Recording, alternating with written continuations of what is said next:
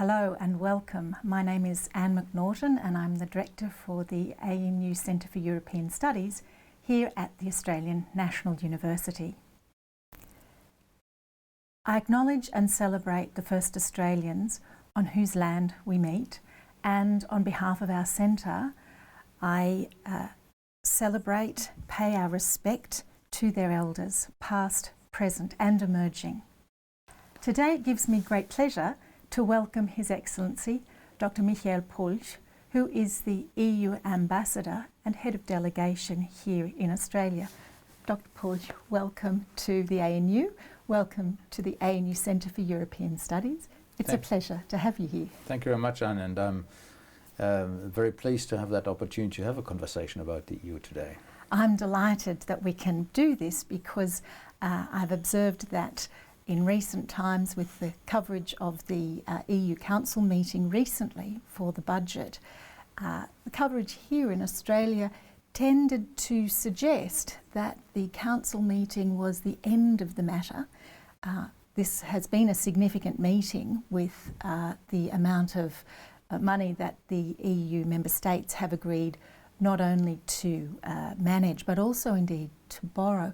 I wondered whether you might actually explain to us a little further about the relationship of the institutions, because as you and I know, the Council has simply taken a position, and the question of the EU COVID Recovery Fund and budget will now go to the European Parliament. Could you say a few words about this institutional relationship, please? Yes, indeed. The budget for the next 7 years, together with what we call Next Generation EU Recovery Fund, which is a special fund that was created to react to the economic situation after the COVID-19 pandemic broke out in Europe, has now been endorsed by the heads of state and government, and that's the EU institution that is normally called European Council. Of course, the EU citizens are represented as well, and they are represented by the European Parliament. So the Parliament has to approve the budget with a simple majority, and that discussion has now been launched in Parliament.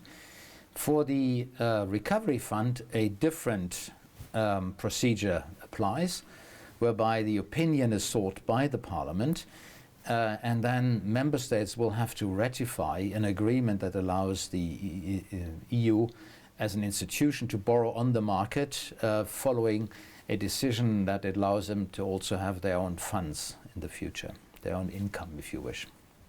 So this sounds very much like the EU as a collective is working very much together in what we would understand this term of supranationality, as distinct from the intergovernmental nature of the relationship of the member states. How could you explain a little further about the distinction between the member states working through the Council on the one hand, and as you said, the citizens being represented through the Parliament? The Parliament isn't represented or representative of the member states directly. So how does this tension play out between partisan interests of different member states and the interest of the EU as a whole? We have indeed a structure that is in some ways unique, but in some ways also resembles that of regular states. The European Council in some ways is a representative of regions, in our case sovereign states, but in Australia and other federal states it would be provinces or states or federal states. You have the executive, which is the European Commission and its organs, and then the Parliament. Now, the European Parliament is elected by the European citizens in each member state, and that allows them to send parliamentarians to Brussels and Strasbourg, where the seat of the Parliament is, according to the population of the country concerned. So we do have in our system the interest covered by states themselves, sovereign states, by the institution as a European-wide institution, and by the EU citizens. And you do have in Europe always I wouldn't call it tension, but the difference between agreements at intergovernmental level, between governments of member states, and a communautaire approach. So decisions taken on the basis of competences that member states have passed on and transferred to the EU institutions. So there's actually quite a similarity in a way between this structure of institutions and the competencies in the EU and, say, the Federation of Australia as an example, or you're originally from Germany, so the Federation of the Bundestag and Bundesland, Bundesrat as the parliament in Germany, but then also the members, the states in Germany, where we have our states and territories in Australia. We're seeing at the minute with the National Cabinet the way in which the debates are playing out in Australia between Victoria, Queensland, Western Australia, the other states and territories on the one hand, and the Commonwealth. So it sounds like the EU has a similar sort of a pattern. We can't draw too close an analogy, but this sort of allocation of, I guess, legislative competence, would that be a reasonable assessment of the situation? Some would say yes. Some would point to the structures that resembles federal states in some ways. Others would point out that the EU is different because we don't have states or provinces. We have sovereign states as our members, and they maintain their sovereign rights as member states, except for areas where they took a decision to pass on that competence to the EU institutions. So there is this inherent, I would say,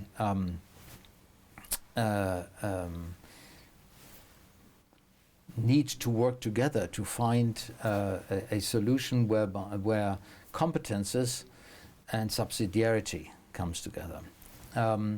The rules are in Europe that we have a very clear separation of competences between member states and the EU institutions, and the European Court of Justice that basically takes decisions in cases where there is a questions around where one competence ends and where the borderlines are.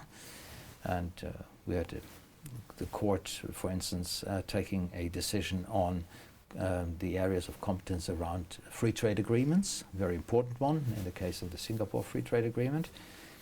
But there's also another very important rule, and that's subsidiarity. So we only do at European level what needs to be done at European level, and what is better done at member state level continues to be done at member state level. So am I correct in understanding that both the principle of subsidiarity, and I understand there is also a principle of proportionality, and that these two principles are, as you were suggesting, I guess, manage the question of centralisation or decentralisation of legislative power or legislative competence? Would that be a reasonable way of explaining it? I think it would. And it's dealing with the EU and its structure is always sometimes a bit complicated to explain because it's so unique in its own way. Let me tell you a little story here on this. I was posted to Tokyo at a time when our then Commission President Romano Prodi came, and the question came up whether he could address the Japanese Parliament, the Diet, a few weeks after the US President Bush had done so. They looked into their own manuals for these kind of operations, and the Parliament regulation said heads of state and government could address the Parliament. So the question did arise: what is the EU? Is it an international organization like the Olympic Committee and FIFA, or is it a state? And of course, the answer for that was it was neither. It was an organization sui generis, and on that basis, he was allowed to speak. Fascinating. But it is these little discussions that sometimes come up when you have to deal with a development like the European Union that over time has these two components. And it certainly is a question that all other countries need to engage with.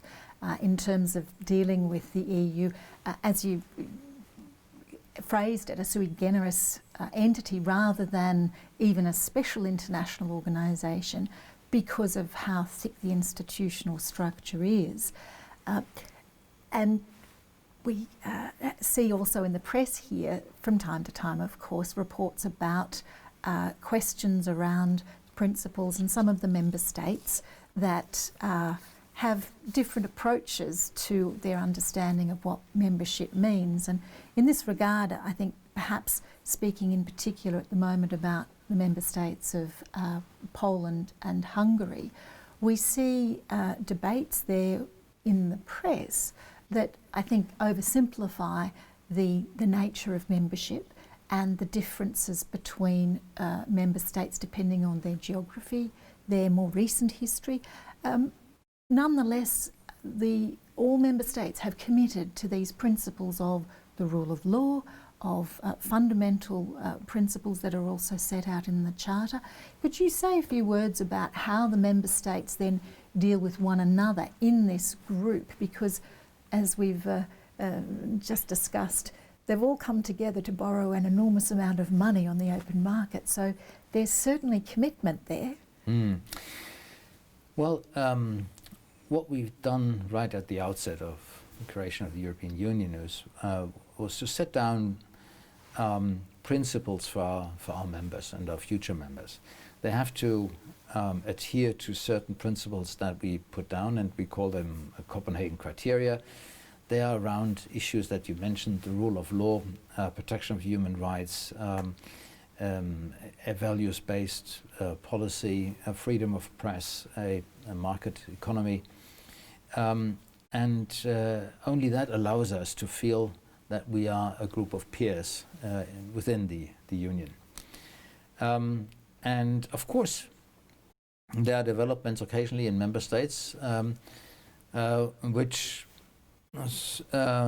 need to be reviewed because it may stretch what we understand as the freedom of press or independence of judiciary, separation of powers, etc. And that is a process that we do on a peer basis. And you mentioned Hungary and Poland. These are two countries that currently have a discussion around some of their internal domestic decisions they have taken in that regard. But that is part of our, I would say, European debate that we constantly have. And only if we maintain that, we can allow then others to join us on that same level. I think it was a fascinating process when the Berlin Wall came down, and we now have sort of half our members basically from a part of Europe that did not enjoy these kind of freedoms and had to completely change its political and economic system. But they've done that, and they were able then to join, and I think they've went through that process because they knew at the end that would offer them membership in the European Union. And certainly with the other countries that are looking to become members of the EU, it's certainly not becoming less popular. You mentioned the Berlin Wall, and I'm reminded now when I teach that I actually need to explain a little bit about the history of that, because happening in 1989 and then the reunification of Germany in 1990, many of my students actually weren't even born then. So this early this history for what we would perhaps consider mid-range of the EU is necessary to actually give that bigger framework for understanding that, yes, these member states, the more recent additions to the EU, haven't had the same history and trajectory as the founding member states and those that were members of the EU prior to even both the Berlin Wall coming down, but also then the expansion of membership in 1995. Given the fact that we now have, in fact, EU 27, because the UK has now formally left the EU, we have a very interesting mix of member states from different sizes. I mean, Germany and Poland, France. They're quite large member states, very populous member states. And yet there are also smaller member states such as Cyprus and Malta. How do these states engage with one another when the interests of a small state might be quite different to a large one? I could imagine that there would be concerns in an ordinary intergovernmental situation about being overborne by larger interests. This can't happen in the EU because of its particular structure, but perhaps you could say a few words about, in general terms, how these interests play out, the balancing between the interests of big member states and smaller member states.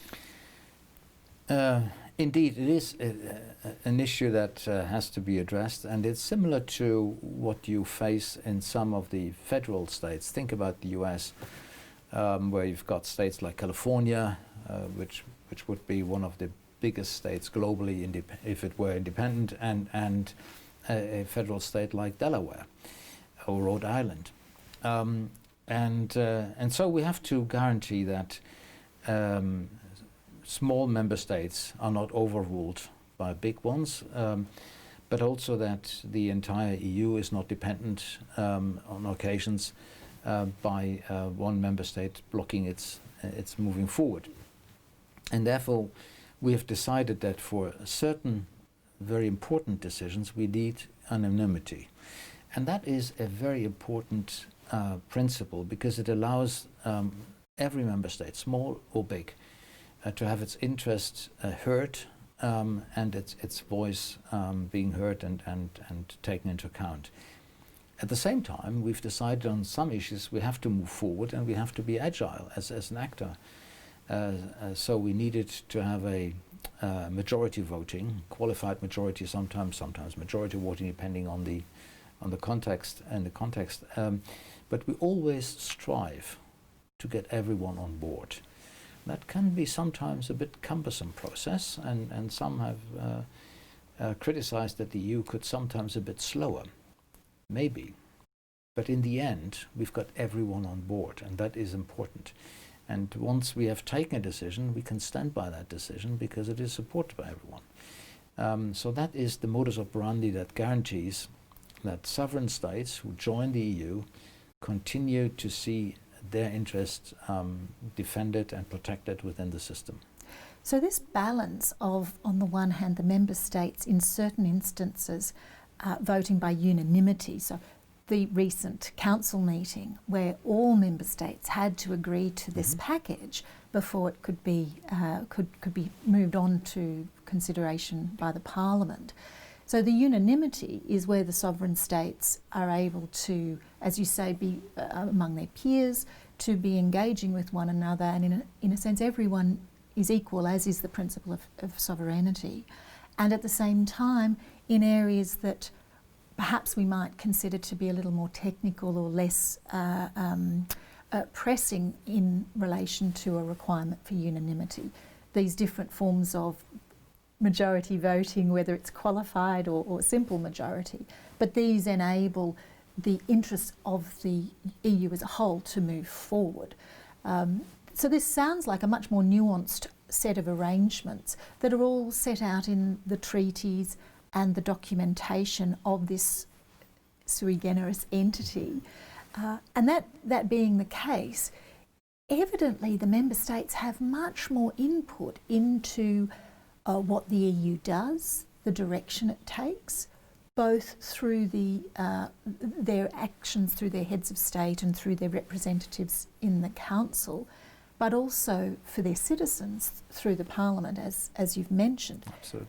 And so even though the Commission has this executive role and it's also responsible for putting up the proposals for legislative measures, it does sound to me like the Commission actually, once it, in a sense, puts forward the proposal, really has to, or not has to, but is only a part of any negotiations.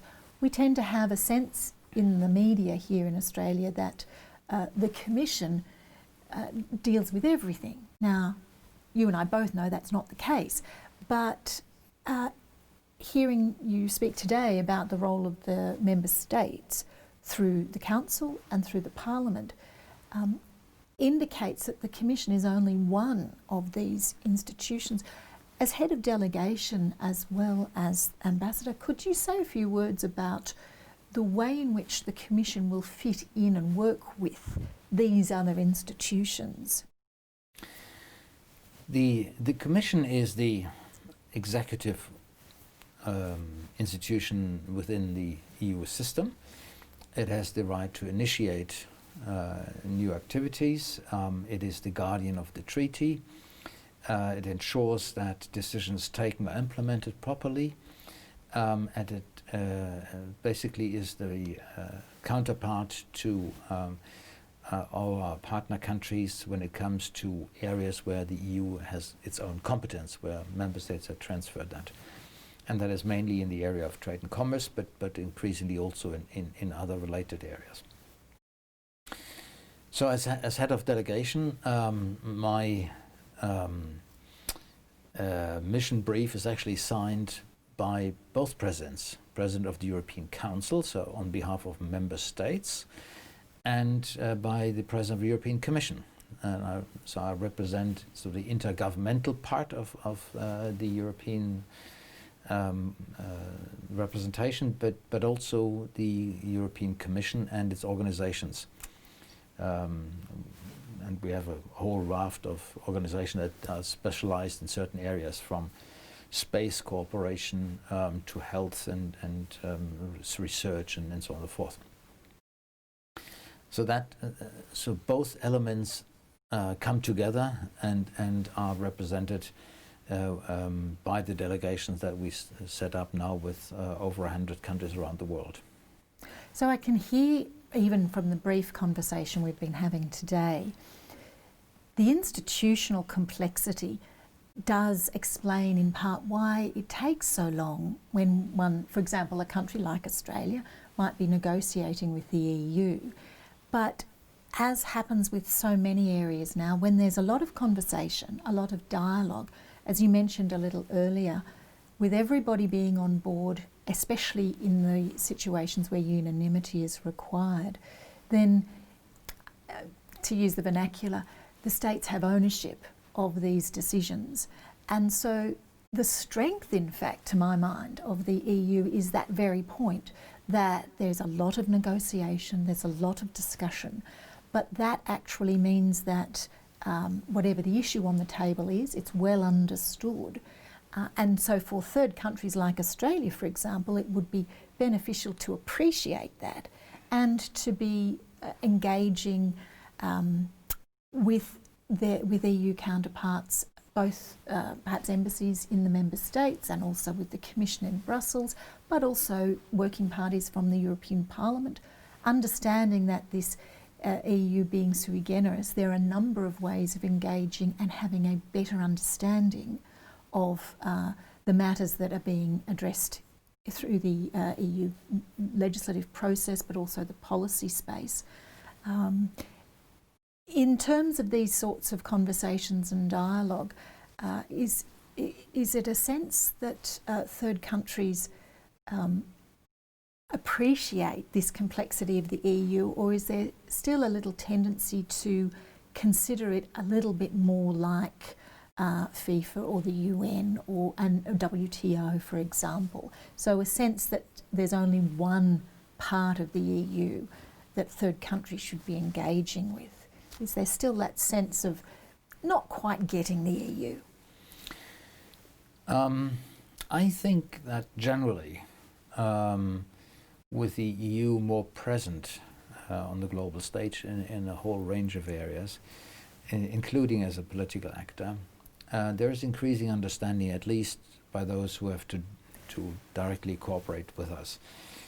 It is, of course, slightly more complicated occasionally to explain our unique setup in a conversation with the broader public, but I think even there is now increasing understanding about the way that the European continent has come together and now forms its own opinion on issues and acts as a group of states rather than individually. And that has to do with the fact that we in Europe understand that size matters. That if we come together, we have more weight than if we act individually. And that is a process, and that has happened. And now, in many areas, I think our counterparts actually appreciate the European system. Think about trade. Instead of having to negotiate with 27 countries and having individual negotiations, you have one. Once you finalize that negotiation, whatever we agreed is applicable across the continent. And your companies can export, whether it is to a country at the Russian border or in the Mediterranean or in Scandinavia. And that is a huge advantage because you have that one partner that can guarantee that the system that we agreed will apply across board. Think about technologies. I'll give you an example. When I was a student in Germany, I owned a TV set, a small one, which was a luxury good at the time.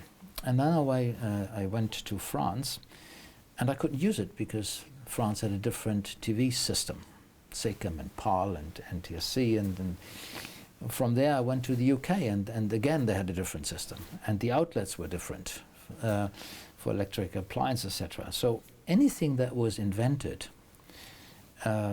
prior to a standardizing institution like the EU had different applications and different systems and different standards. Today, you can use your mobile phone, across the continent. We don't think about this, but that's the way it is. We have any new technology will be applicable not by national standards, but by standards that are applicable across the European Union. And the very process that we've just been speaking about in terms of the Parliament, the Commission, the Council of Ministers involved in the legislative process that contributes to developing these sorts of standards and the legislative framework around that. It's quite clearly something that's done in cooperation, as we've been discussing, between the member states exercising their sovereign powers through certain institutions of the EU, notably the Council, but also through the EU institutions themselves, through the work and the policy development of the Commission. So there's clearly, for the benefit of everybody in the EU, and then for that matter third countries, a real assistance in this standardising process, but it's a standardising process that clearly comes as a consequence of cooperation, of long discussions, and of working through areas that might be of a challenge or present problems for certain particular areas within the EU. So the standardising process, which removes the sorts of regulatory friction that we might see elsewhere, and I can certainly remember back when I was travelling when I was much younger, these sorts of regulatory frictions are removed, but they're removed as a consequence of this complex but cooperative legislative process that we've been exploring and discussing the institutions. That's right, but we should not forget that within that process of developing a harmonized set of guidelines and regulations or rules, we also engage with stakeholders, business community, NGOs, civil societies, so they can bring in their own views into that process. And that is a very important component of our overall activities and the modus operandi that we have at European level. So it is a standardized process, for instance, whenever we prepare and continue to negotiate free trade agreements or other agreements, that we bring in stakeholders at an early stage.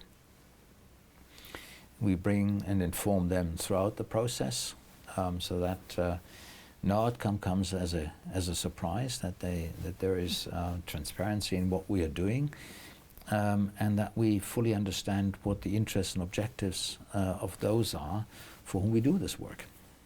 So there's clearly opportunity for those who are interested in what the outcome of a policy might be to actually be a part of that discussion and involved in these stakeholder consultations, whether they're happening on the continent in Europe or perhaps even externally, because the capacity for managing things online seems to have been particularly developed in recent times.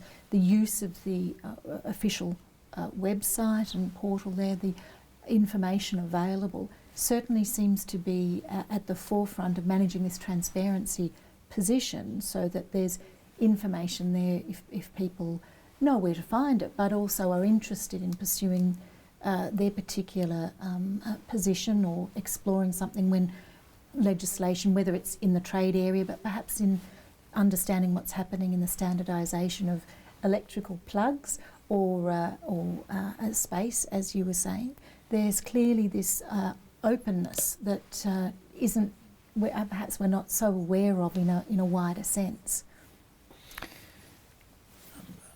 What I think is a phenomenon is that processes at European level are much more transparent than most people would normally consider, and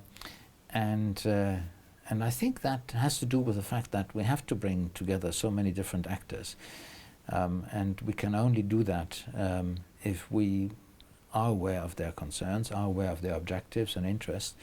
And so that process is a multi-layered one. And I believe that this ensures that whatever we agree at the end gets a majority. So what we negotiate, for instance, or discuss with our partner countries, we always do this with an eye on what we can do, what we do we get the approval from member states, who in the end will have to endorse whatever we do, and can it be approved also in the European Parliament? And so throughout these processes we have to have that interaction continuously.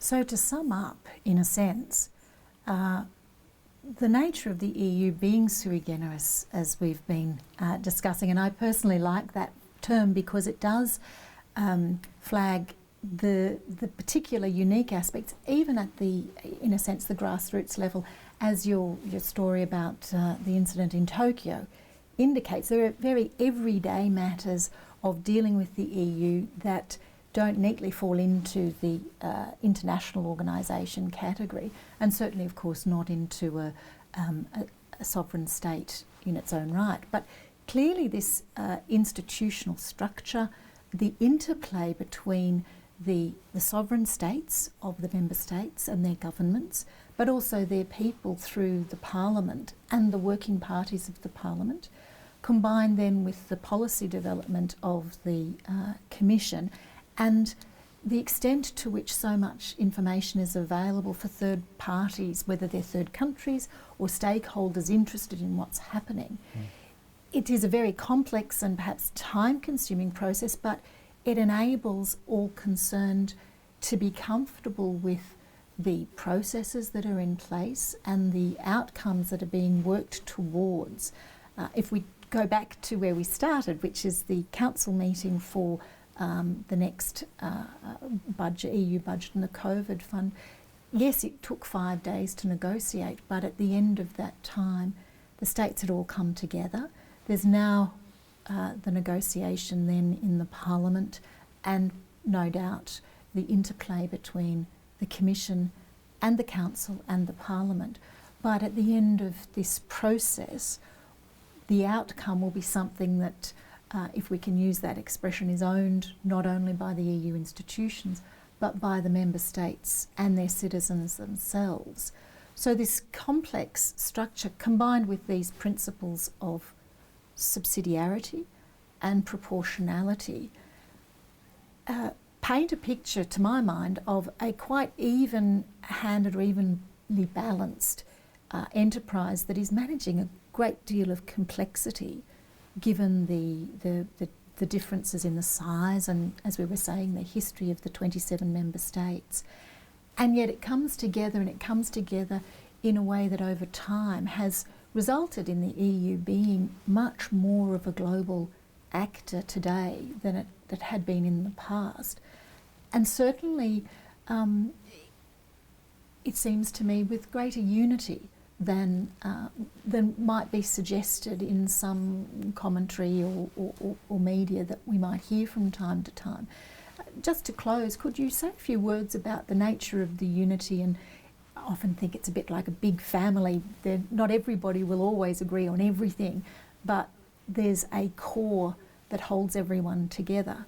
It's these common principles we were talking about as well, but perhaps a few words from you about the unity that really is at the heart of the EU.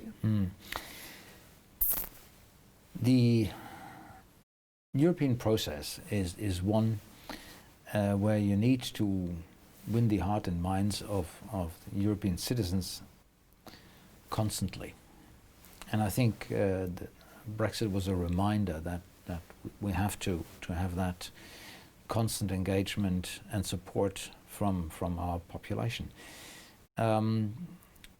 We started out addressing a specific situation, overcome the threat of warfare on the European continent that we've seen for half a century in the last century. Then we moved on unifying the European continent after the fall of the Berlin Wall, and now we have to prepare the Union to be a competitive actor globally in the 21st century. So we have to create a new narrative for the European Union for each generation, so that they can see that their own interests and objectives are reflected in what we are doing. And the discussion about this budget, I think, reflects that constant need to create a new purpose for our organization. Half of the budget is now set aside for the modernization of the European economy and sort of modern issues, be it education, be it the largest research fund that we ever sent up, being the Green Deal, where we want to have a reform of our economy to make it a green recovery. Digitalization as one of the big challenges of every society going forward in every dimension, whether it's economically, technically, but socially. And so this is a constant process, and it requires that we have that new bond with our citizens at every single state, but also that our member states and their representatives feel their own interest reflected in the outcome of it. So at the end of a negotiation like the one we've seen on the multi-annual budget, for 7-year budget, and every budget discussion in every country is very robust. Every leader of a country has to be able to go back to his own country and declare that he has been able to gain recognition for his interests and basically has something to show for and has an achievement, a success.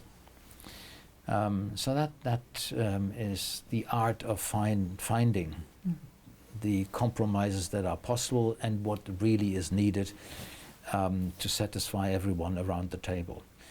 And that is an important part of how we operate. Quite challenging at times, I can imagine, but satisfying when it comes out. And this time we had to deal with an extraordinary situation that required extraordinary outcome. And that's why we've explored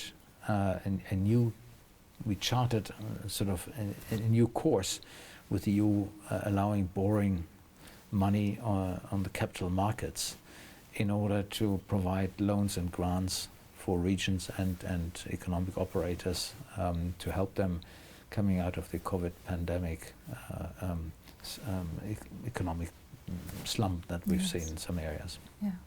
It's the comment you make, I think, is a very good reminder for us all that the EU began and continues to be a peace project, primarily a peace project, and that with the stability that having a continent of the 27 member states and then other states that have association agreements with the EU, it enables the world as a whole to be a much more stable place, notwithstanding the instability that we face, particularly at this current time with COVID. And it's clear from, it seems to me, from the package that was concluded at the Council, that there are some real inroads that the EU will be planning to make in the next cycle when the budget is finalised through the Parliament. Now, I understand that process is still a 1 month or two away, so I'm hoping that perhaps we might be able to meet again after the Parliament has completed its task and look back a little on the process and what's happened.